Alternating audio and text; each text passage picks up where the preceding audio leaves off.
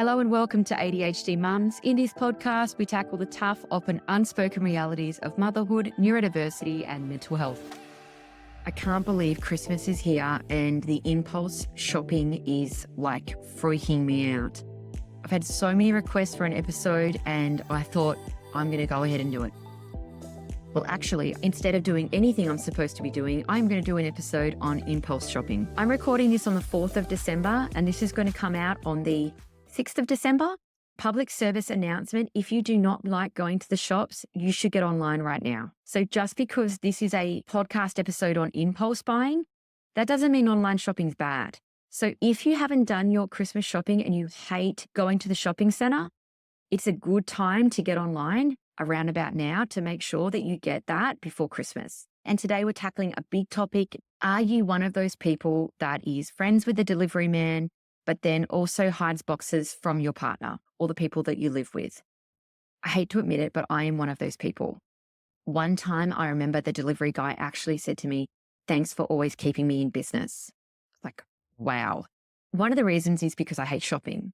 I hate the shops. So anything I buy, I will buy online. And if it's got free delivery, it just means to me, I'm like, well, I'm actually saving money because I'm not paying for petrol and going there. So impulse spending can rear its head either way. You can be in the shopping center. You could be one of those people that puts everything in the trolley and you're better off shopping online. For example, a supermarket delivery.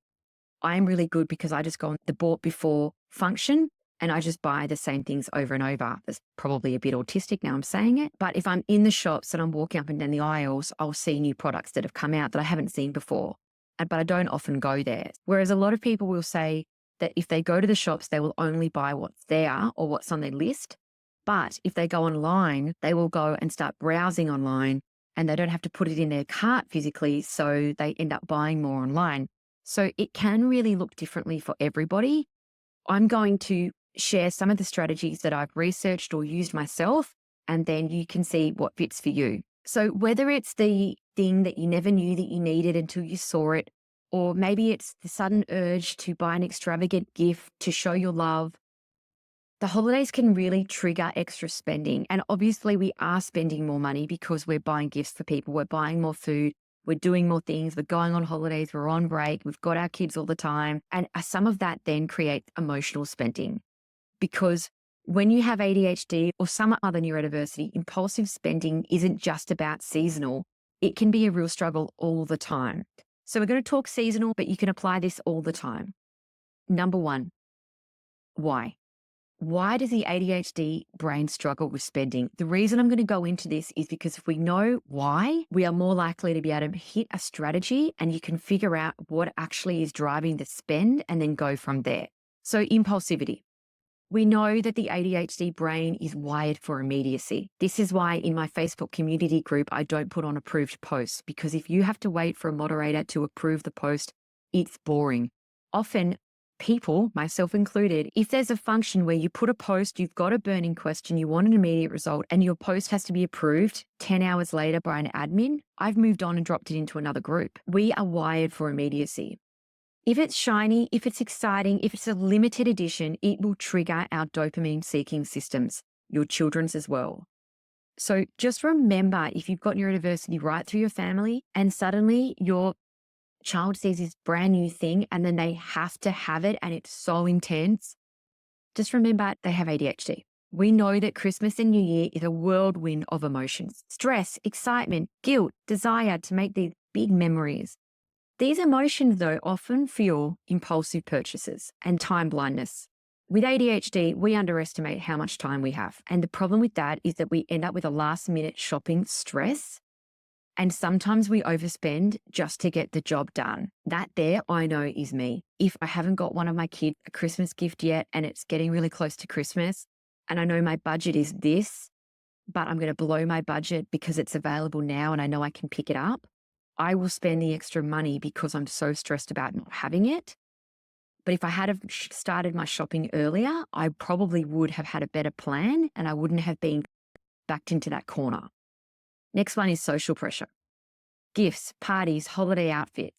It's easy to feel the weight of the social expectation, and then we spend beyond our means to meet them. There was a study in 2021 that found that people with ADHD are significantly more likely to overspend during this time. So if we know that our brain is wired to overspend, we really need to create a plan. And now I'm saying that, I'm wondering why I didn't do this episode in November. That may be because I also have ADHD. However, maybe it'd be interesting to see how many people have already done their Christmas shopping and who hasn't, because there might be a majority of people who still have not done it yet. So first step, check before you check out. That is a very, very simple sentence to help curb impulse spending. Check before you check out. Sounds simple, but is hard. So basically it means pause, reflect, and ask yourself, why am I buying this? Do I need it? Can I afford it? And how will I feel about this purchase tomorrow? And what would happen if my best friend or my partner was watching me right now? Would they think that I need it? That last one, my friend or my partner watching me right now, would they think that I need it? Gives me a cold shiver down my spine when I'm impulse spending. Or think, if I open this box and my partner, best friend is watching me open this box, would they think that that was a necessary spend? 2, create a wish list. If you're shopping online, add the items to your cart or your wish list, but then wait 24 hours before purchasing. Remember, it's the immediate action that is the thing. If you open boxes when you're shopping online and they arrive to your house and you don't know what's inside because you've bought so much stuff, that's a red flag.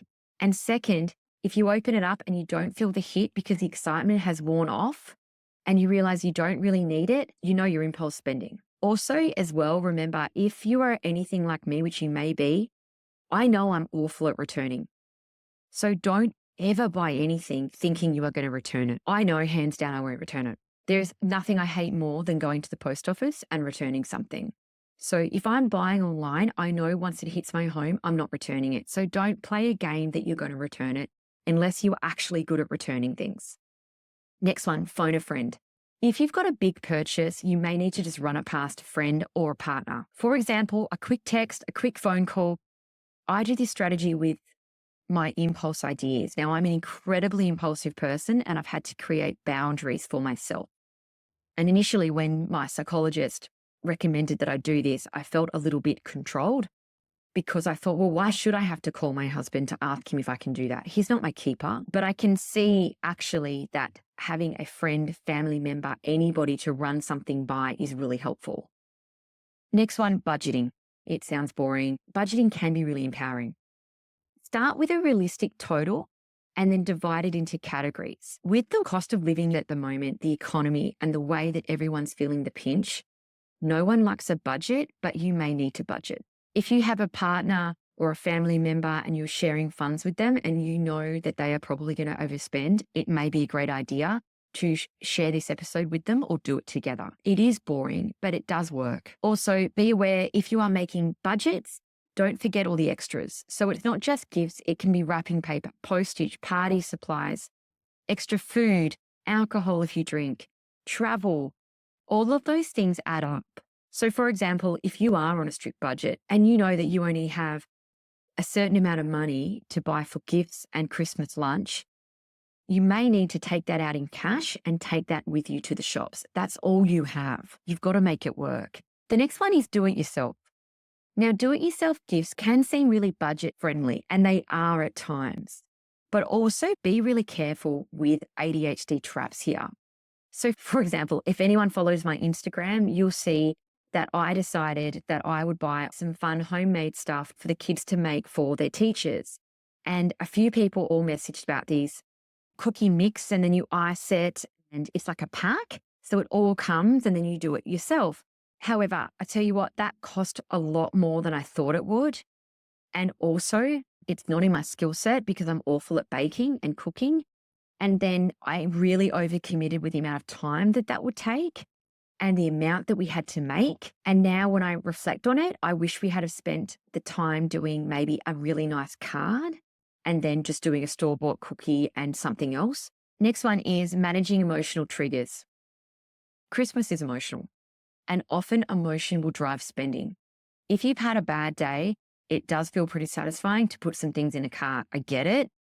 That's when I do my online, is when I'm at the end of the day and I'm stressed and I think I'm getting jobs done, but I'm actually overspending. For example, I know if I go to the supermarket and I'm hungry or I'm stressed or I'm tired, I will walk around all the aisles, pick up packets of things, eat them. I will always pay for it at the end, but oh my God, I've eaten a lot of food and I've spent a lot of money. So think about, if you're not feeling good, if you're tired, you're stressed, you're emotional, you're upset about something, probably not the best time to get on the Kmart website. For me, it shows up with, I'm getting things done. I like to feel productive and in control when I feel stressed, but actually what I'm doing is buying unnecessary things. So think about the triggers. Is it guilt? Is it because maybe you have been stressed and you haven't spent as much time with one of your children as you wish? So now you're spending a lot of extra money on the perfect Christmas? Are you feeling stressed about your in-laws coming? So now you're spending all this money on decorations? Have a think about whether you can focus on connection over buying things. Is it about the price tag or is it about the thought and the love and the feeling? Here's a quick story from my own life.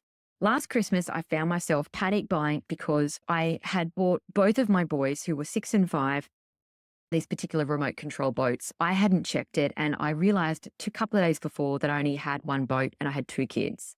And I couldn't go get a different branded boat because, of course, one would have been better than the other. And I ended up buying 2 brand new boats that were the same. And then I had a spare boat because I hadn't ordered it properly from the beginning. And at that time, in that moment, I just wanted to make it right.